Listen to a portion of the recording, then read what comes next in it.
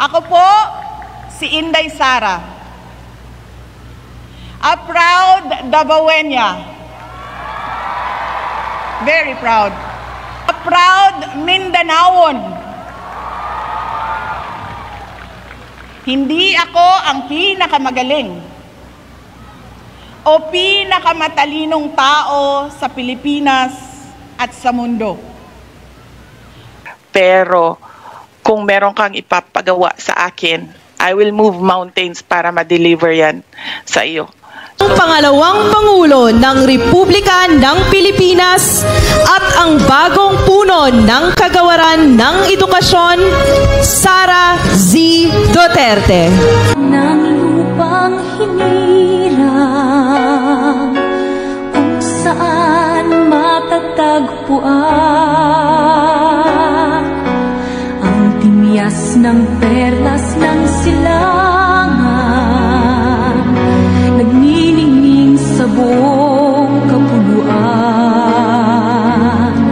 Taglay ko ang hiwaga ng silangan at saan mang bayan o lungsod,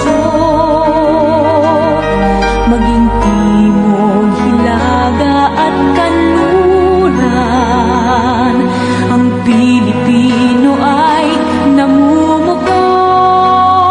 We are truly happy and honored to be with our teaching and non-teaching personnel of Alas High School to formally open the school year of 2023 to 2024.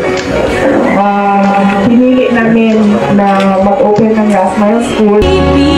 Ang tanging hinimithi at hinahangat, hangad ko'y tagumpay natin lahat.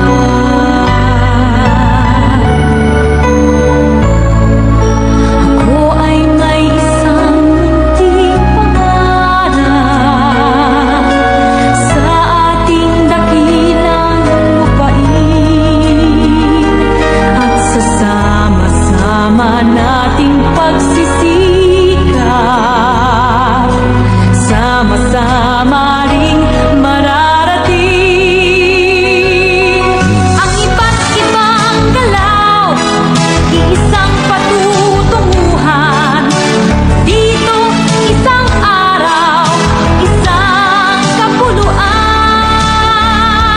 sama-sama nating abutin, pinagkamatayog na bituin, at ang aking tagumpay, tagumpay ng aking lahi, tagumpay ng aking lipi, ang tanging minimithi at hinahangat,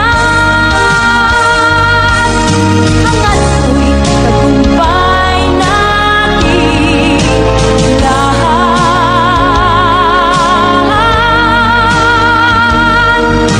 Hangad ko'y tagumpay natin lahat.